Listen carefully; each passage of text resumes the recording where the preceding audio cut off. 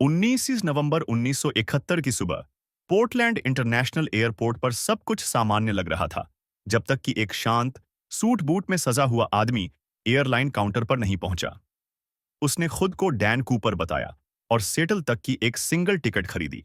Flight number 305, north west Orient airlines. वह आदमी असाधारण नहीं दिख रहा था। काले सूट में काली टाई और सफेद शर्ट पहने हुए वह पूरी तरह शांत और सौम्य था। विमान में चढ़ते समय एयर होस्टेस फ्लोरेंस शैफनर ने उसे मुस्कुराकर ग्रीट किया, लेकिन उसे जरा भी अंदाजा नहीं था कि वो आदमी अमेरिकी इतिहास का सबसे रहस्यमयी हाईजैकर बन जाएगा। जैसे ही फ्लाइट ने उड़ान भरी, कूपर ने एक नोट निकाला और फ्लोरेंस को थमा दिया। फ्लोरेंस ने सोचा शायद वो उसका नंबर मांग रहा है, इसलिए उसने नोट को जेब में रखने की कोशिश की, लेकिन कूपर ने धीरे से फुसफुसाते हुए कहा, मिस, बेहतर होगा आप ये नोट पढ़ें। मेरे पास बम है। फ्लोरेंस के हाथ कांपने लगे। नोट में साफ लिखा था, मेरे पास एक ब्रीफ केस है जिसमें बम है। मैं चाहता हूं कि जब विमान सिएटल पहुंचे तो मुझे $200,000 कैश, 4 पैराशूट और एक फ्यूल टैंकर इंतजार करता मिले। अगर मेरी मांगें पूरी नहीं हुई तो मैं पूरे विमान को उड़ा दूंगा। फ्लाइट अटेंडेंट ने कॉकपिट में जाकर पायलट को सूचना दी।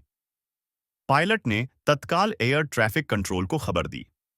एफबीआई सक्रिय हो गई, लेकिन किसी भी पैसेंजर को भनक तक नहीं लगी कि उनके साथ कोई हाईजैकर है।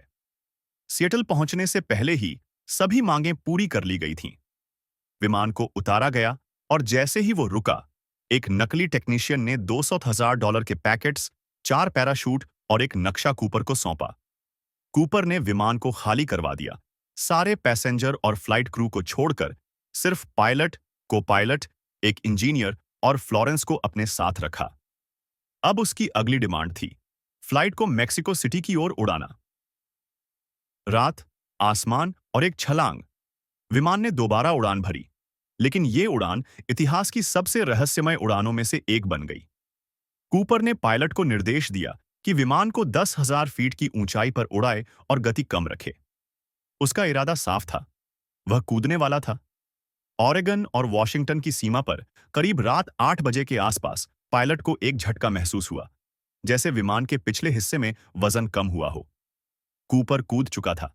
तेज बारिश हो रही थी। बाहर अंधेरा था, तापमान बेहद ठंडा। और तभी डीबी कूपर आसमान में गायब हो गया। सस्पेंस शुरू होता है। जब विमान सिएटल में उतरा, एफबीआई ने तुरंत विमान को कब्जे में ले लिया। फ्लाइट क्रू से पूछताछ की गई, पैसेंजर की लिस्ट को स्कैन किया गया, नोट्स और पैराशूट के नमूने लिए गए, मगर कूपर का कोई सुराग नहीं मिला। उन्हें सिर्फ इतना मिला, सीट पर सिगरेट के कुछ टुकड़े, एक क्लिप ऑन टाई और कुछ उंगलियों के निशान।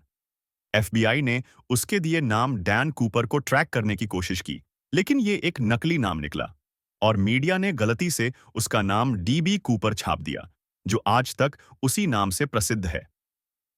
थ्योरीज और भ्रम। अब शुरू होती है थ्योरीज की झड़ी। 1. क्या कूपर मर गया? कुछ एजेंट्स का मानना था कि इतने खराब मौसम और ऊंचाई में कूदने के बाद कोई भी जिंदा नहीं रह सकता। शायद उसका पैराशूट नहीं खुला और वह किसी जंगल में गिरकर मर गया। लेकिन कोई शव नहीं मिला। 2. क्या वो पेशेवर था? कई एक्सपर्ट्स ने बताया कि उसने जो पैराशूट चुना वो पुराना और गलत था।